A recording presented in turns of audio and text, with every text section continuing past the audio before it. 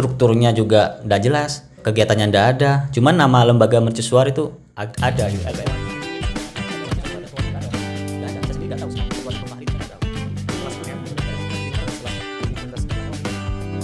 Penyimak podcast mahasiswa, pada kesempatan ini saya sedang bertemu dengan Mas Aufal.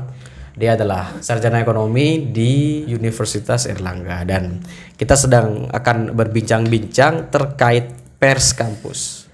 Dan Mas Aufal ini banyak bercerita bahwa dulu ketika kuliah dia sempat menghidupkan lembaga pers universitas yang vakum.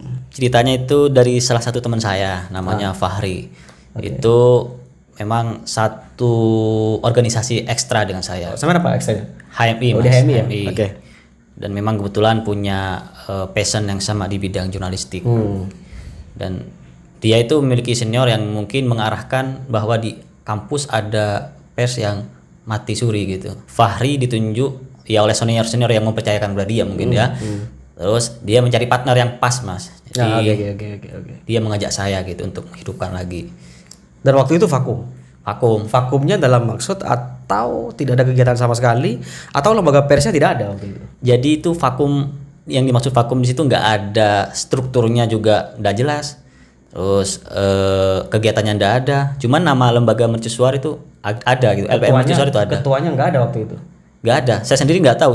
Ketua sebelum Fahri itu saya nggak tahu. Jadi sekelas UNER begitu kan. Makanya yang dibingungkan adalah sekelas Universitas Airlangga waktu itu lembaga persnya tidak ada ketuanya, ada strukturnya tidak jelas begitu kan. Iya. Ini kan yang cukup membingungkan juga. Kenapa waktu itu ya? Tapi tidak sempat menelusuri kenapa waktu itu vakum. Gitu. Tahun berapa waktu itu?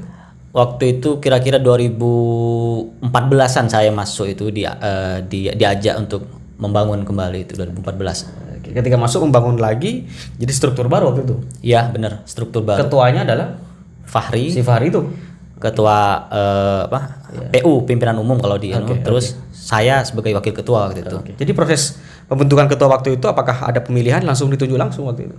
Jadi yang struktur itu yang membangun itu ada dari belakang, Mas, ada dari Ormek. Justru menurut saya itu yang membangun itu adalah organisasi ekstranya justru untuk karena peduli terhadap pers kampus yang mati suri gitu. Jadi proses peng-SK-nya bagaimana waktu itu?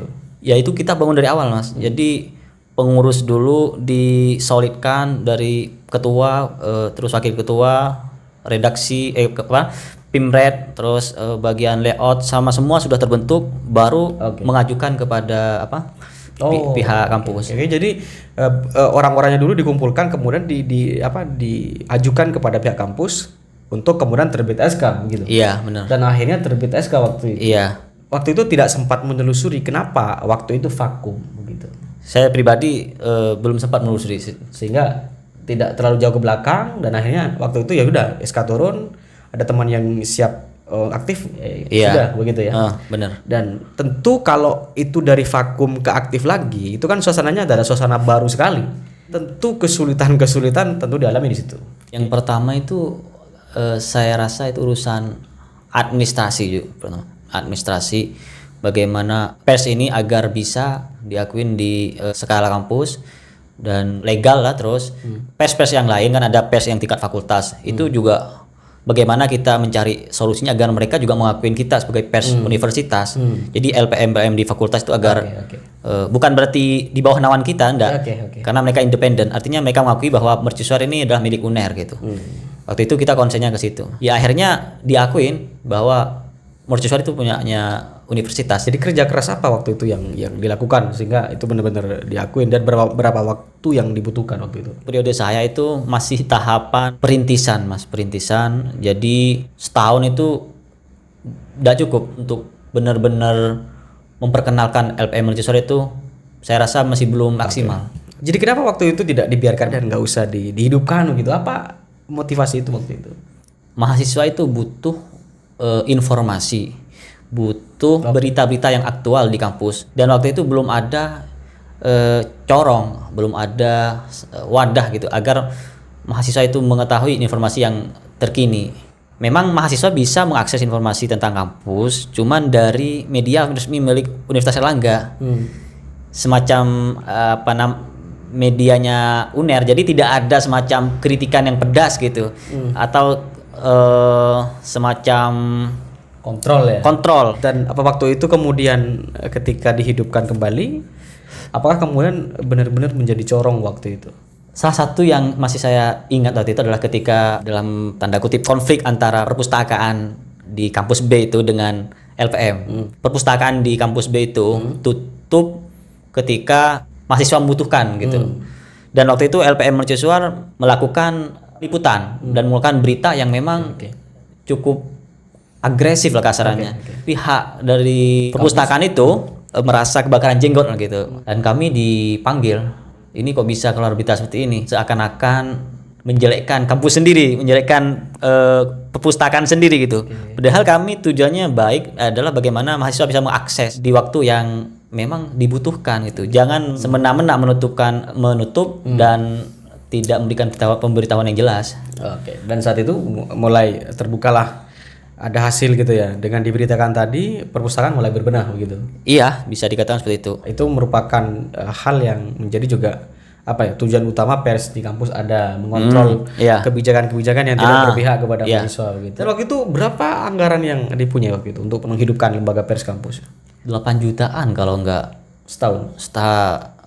Iya, seingat saya 8 jutaan Mas kalau enggak keliru. Untuk pers yang bergerak di bidang penerbitan, membuat majalah dan lain-lain itu sepertinya memang 8 juta itu kecil. Kecil sekali. Mungkin karena baru bangun ya, kepercayaan terhadap LPM Mercusuar ini belum begitu kuat gitu. Jadi ketika anggarannya besar, dikhawatirkan tidak begitu terkelola. Maka yang saya bingungkan di situ adalah kalau kita flashback tadi, apa yang menyebabkan UNER ini kan udah lama berdiri, tetapi kenapa kemudian lembaga pers ini apakah vakum terus dari sebelum-sebelumnya, sempat hidup, vakum, dihidupkan lagi, vakum lagi, dan sampai ketemu di vakum terakhir ini begitu. Itu sempat hidup, cuman tidak begitu lama Mas. Saya mendengarkan itu dari beberapa senior yang memang cerita itu dari tahun-tahun sebelumnya bahwa ada kepentingan dari mahasiswa sendiri, mahasiswa yang di Mercusuar itu kan terdiri berbagai macam organisasi ekstra. Okay. Jadi tarik menarik itu sehingga membuat tidak satu visi, tidak satu tujuan. Okay. Vakum lah itu. Berarti waktu itu memang UNER LPM Mercusuar ini tidak vakum abadi sebelumnya, tapi sempat hidup, vakum dan dihidupkan lagi. Iya, benar. Dan sampai hari ini kalau dihitung waktu itu tahun 2014. 14. Hari ini bagaimana LPM Mercusuar tahun 2021 ini? Alhamdulillah Mas, dari masa-masa perintisan lagi itu sekarang kaderisasinya itu berjalan dan teman-teman merasa memiliki sama LPM dari angkatan 2014 sampai sekarang ini.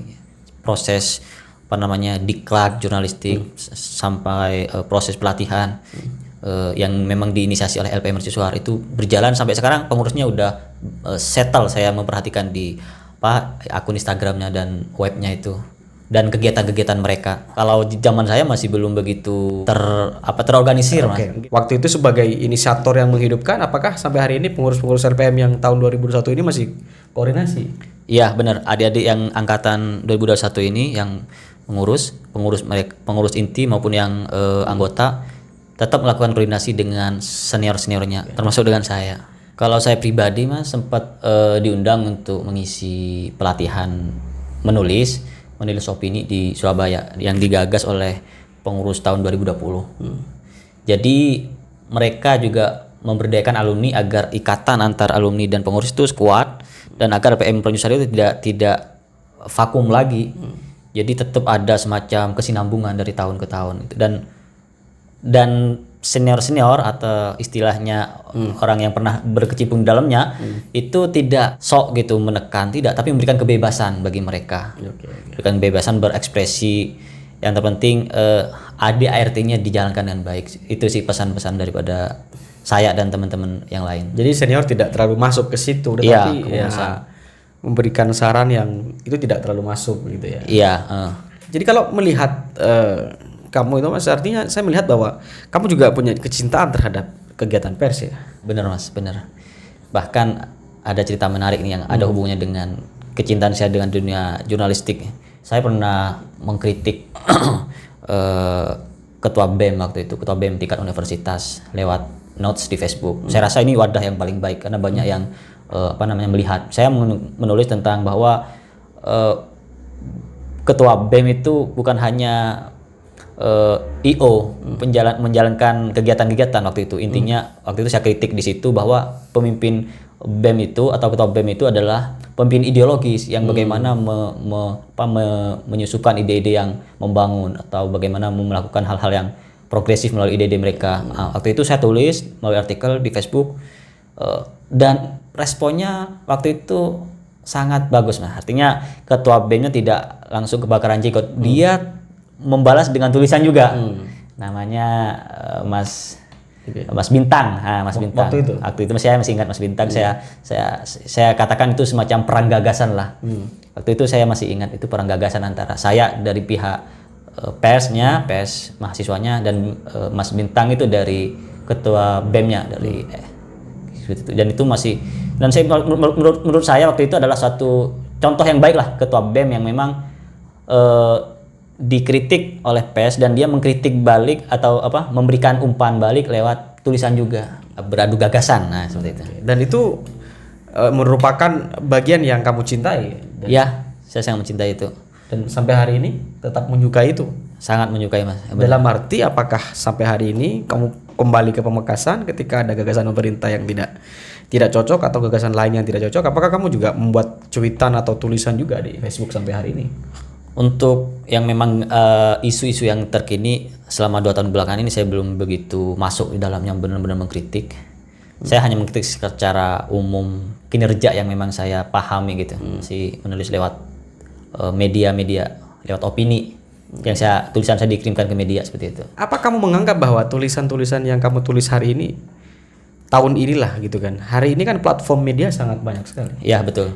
Orang banyak sekali menulis juga di Facebook juga, di WhatsApp atau dimanapun itu, di koran itu. Apakah kamu masih menyimpan optimisme bahwa tulisan kamu, opini kamu, kritik kamu di situ bisa merubah persoalan yang awalnya timpang misalkan menjadi tidak timpang? Adakah optimisme waktu menulis begitu sampai hari ini kalau tetap menggeluti beberapa hal yang umum ditanggapi, dijadikan opini gitu? Optimisme itu kalau kita bergantung pada respon pembaca itu justru kadang melemahkan, Mas, melemahkan kita selaku penulis, karena beragam komentar-komentar itu memang ada yang julid, ada yang memang mendukung, motivasi. Kalau kita mendengarkan semua respon pasti pesimis. Saya yakin pesimis. Tulisan sebagus apapun kalau kita meresponnya dengan negatif, tentu pasti akan menimbulkan rasa pesimis itu sendiri. Artinya saya yakin tulisan saya dibaca oleh publik atau tidak, direspon negatif atau positif, yang saya yakin adalah bahwa selama tulisan saya positif pasti ada impact-nya, entah itu untuk 1 orang, 10 orang atau 100 orang, itu persoalan jumlah dan saya tidak terlalu memperhatikan itu. Seperti itu, Mas. Jadi intinya kamu menulis, menuangkan gagasan, menuangkan kritik, ide, udah selesai. Iya, betul sekali. Lalu apa kepuasan yang didapat gitu kan? Kepuasannya adalah bagaimana ketika saya itu berhasil menuangkan apa yang saya pikirkan dengan susunan abjad atau susunan kata-kata itu, kayak ada rasa lega gitu, Mas. Kayak rasa ada plong ketika saya sudah selesai.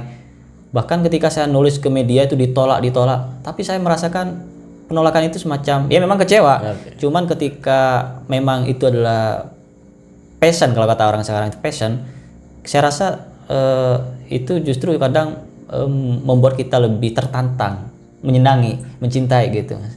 Kalau saya memang berangkat dari kesukaan.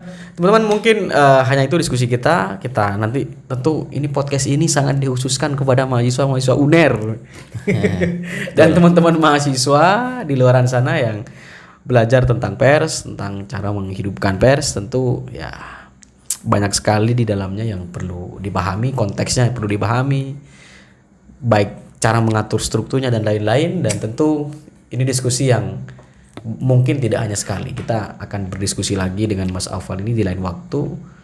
Namun yang jelas podcast ini diperuntukkan untuk teman-teman yang hari ini aktif di lembaga pers, khususnya di LPM Mercusuar di Universitas Erlangga Surabaya. Tentu juga tidak menutup kemungkinan